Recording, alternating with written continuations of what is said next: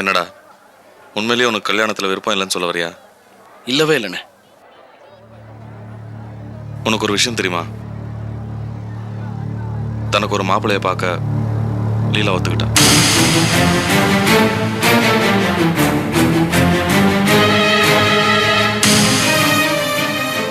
இருக்கலாம், இருக்கட்டும். என்னடா நான் பொய் சொல்றேன்னு நினைக்கிறியா? உண்மையாவே இருக்கட்டுமே, நான் மறுக்கலண்ணே. அவங்க அப்பா பேச்சை கேட்டு வேற மாப்பிள்ளை பார்த்து கல்யாணம் பண்றதுக்கு லீலா ஒத்துட்டு இருப்பா. பாவம், அவளுக்கு தான் வேற என்ன வழி? வேற வழி இல்லாம தான் ஒத்துக்கிட்டு இருப்பா. பிரிவுங்கிறது ஏன் மேலையும் லீலா மேலையும் திணிக்கப்பட்டிருக்கேன். சொந்த பந்தங்கள் மேல பிரிய வச்சிருக்கிற ஒரே காரணத்துக்காக நாங்க 2 பேர் வேற வழி இல்லாம தேர்த்துக்கிட்டோம்.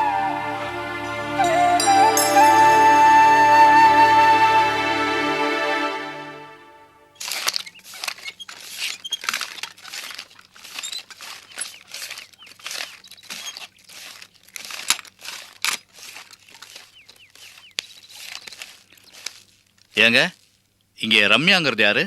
நான் தான். என்ன விஷயம்? நான் ரவியோட அப்பா. எந்த ரவி? இந்த தவணைக்கு பொருள் கொடுக்குறானே அந்த ரவி. தவணை பணம் வாங்கிட்டு வர சொன்னா, கொடுக்குறீங்களா? ஏன் சார், உங்களை நான் முன்ன பின்ன பார்த்ததே இல்ல, திடீர்னு வந்து பணம் கேட்டா எப்படி கொடுக்கறது? ஏமா, என் முகத்தை பார்த்தா என்ன ஏமாத்துற மாதிரியா தெரியுது? சார், உங்க முகத்தை பார்த்துல கண்டுபிடிக்க முடியாது. நான் தாமா ரவியோட அப்பா, என்ன நம்புங்க. மெட்ராஸ்ல குடி இருக்கிறோம், பொழுது விடிஞ்சு பொழுது போனா 1000 செய்தி வருது. அங்க ஏமாத்துனாங்க, இங்க கொள்ளை அடிச்சாங்கன்னு. உஷாரா இருந்தாலே உருவிட்டு போற காலம். நீங்க என்னடலாம் நம்பிக்கை அது இதுன்னு பேசுறீங்க.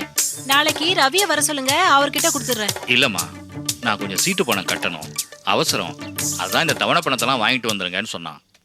அப்படியா? ஆள் தெரியாமல கொடுக்க முடியாது சார். நீங்க போய் ரவிய வர சொல்லுங்க, அவர்கிட்ட கொடுத்துடுறேன். ஏமா ரம்யா, எவ்வளவு பணம் கொடுக்கணும்? 50 ரூபாய். ஓ, 50 ரூபாயா? பெரிய தொகைதான். ஆள் தெரியாம கொடுத்து ஏமாந்துராதமா. ஆள் தெரியாமல கொடுக்க முடியாது சார். நீங்க போய் ரவிய வர சொல்லுங்க, அவர்கிட்ட கொடுத்துடுறேன்.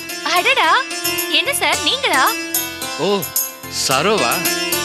அப்பா, முதல் முறையா இன்னைக்குதான் உங்க குரலை கேட்டிருக்கேன். ரொம்ப சந்தோஷமா இருக்கு. ஆமா, என்ன இவ்வளவு தூரம்? அது ஒரு பெரிய கதைங்க. தவணை பணம் வாங்கிட்டு வர சொல்லி ரவி அனுப்புனா, இவங்க ஆளை தெரியாதுங்கிறாங்க.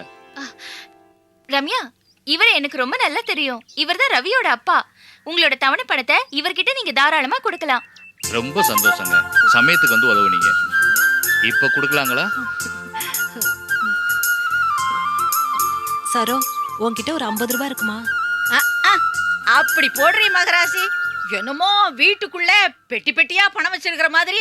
உங்களை தெரியாது, ரவி அனுப்புங்க. இப்ப தர முடியாதுன்னு சொன்னேன், அவ்வளவுதானா? சுத்தம். ஏ கிழவி, உனக்கு இது சம்மந்தம் இல்லாத விஷயம். உள்ள போ. ரம்யா, இந்த வாரம் உங்க பணத்தை நான் கொடுத்துடுறேன். அப்புறமா உங்ககிட்ட இருந்து வாங்கிக்கிறேன்.